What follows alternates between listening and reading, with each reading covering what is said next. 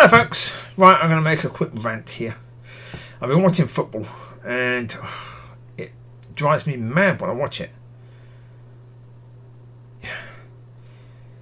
These so-called professional football players, they don't seem to have a clue. They really don't. There's times that when you watch them play you're thinking, well, why are they doing that? You've got Brighton versus Liverpool. Brighton are 2-1 down in the last few minutes.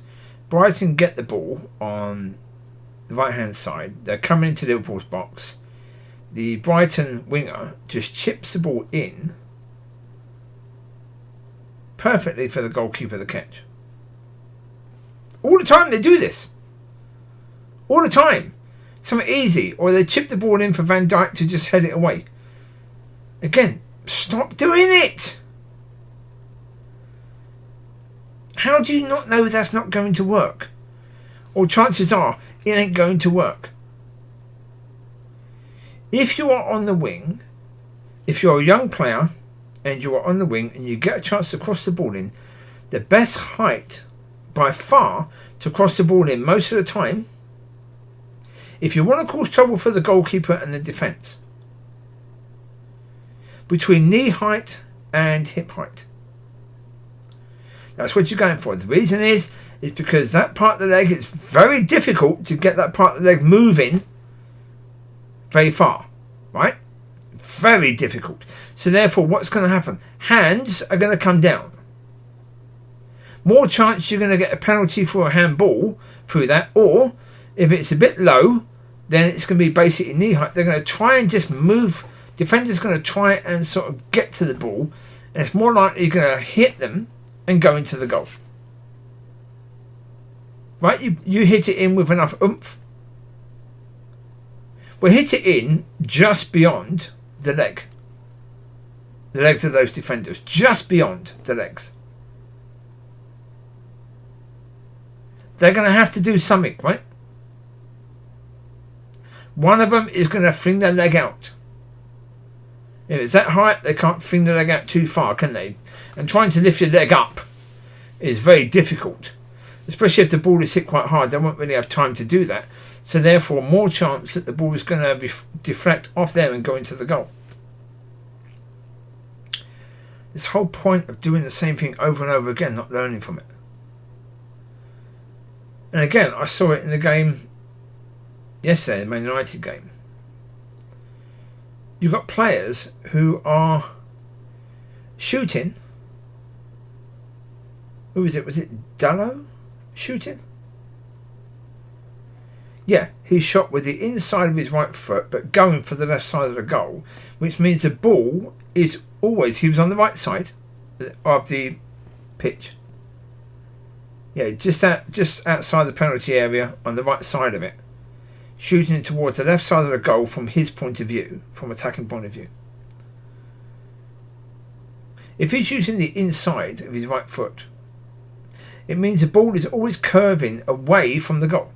Always curving away. It's always curving towards the left. Because he's hit it with the inside. So it's always spinning left. So it's far more likely to go wide. If he'd have used the outside of his foot, it would have been far more likely to go in the goal. And yet, again, players, they don't understand this. How not? It's very bloody simple. And what are the coaches doing?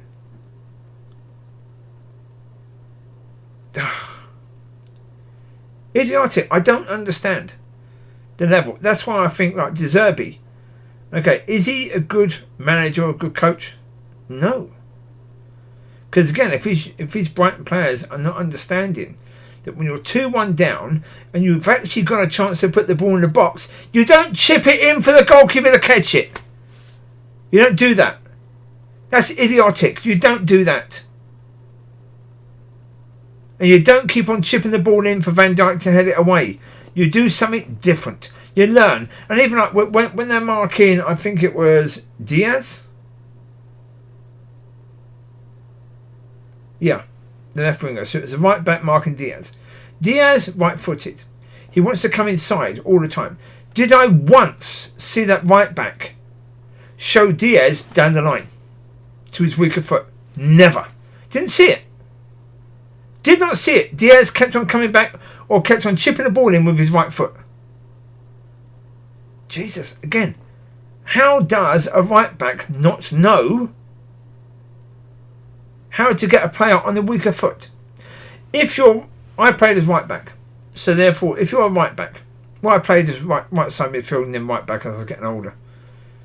So okay, as right back, if you're playing against someone who's left-footed, then you want to bring them inside. If they're predominantly left-footed and they want to cross the ball in, you don't let them do that. You show them inside. You show them onto their weaker foot. They can shoot, but if they can barely use their weak foot at all, then you show them onto their weaker foot. If they're right-footed, you don't let them come inside. But it's not just him, it's players all around the Premier League and below. Terrible. And this whole point that as a central defender now, you allow players to cross the ball in. What? That was never the case in the past. Never the case. Central defenders were right out there. They were trying to stop the cross from coming in. That's what you were told. Whether you're a right back, whether you're a central defender, you stop that cross from coming in. Once that cross comes into the box, if it's a good cross and they've got a good centre forward who's not quite tall, you're in trouble. You stop that ball coming in. It's better if it's a corner, because then you make sure you get all your players back. Far harder for people to score from a corner than it is to score from a cross coming in. Too many bodies in the box. Yeah, you don't really get a run at the ball or a chance to really jump because there's too many people in the box. And it needs a really good ball to come in from there. So therefore, no, you make sure it goes out for a throw-in or corner. You stop that cross from coming in. And yet in the Premier League and all other leagues now, the defenders are just basically hands behind their back, allowing the cross to come in. What the heck are you doing? Who's training these people?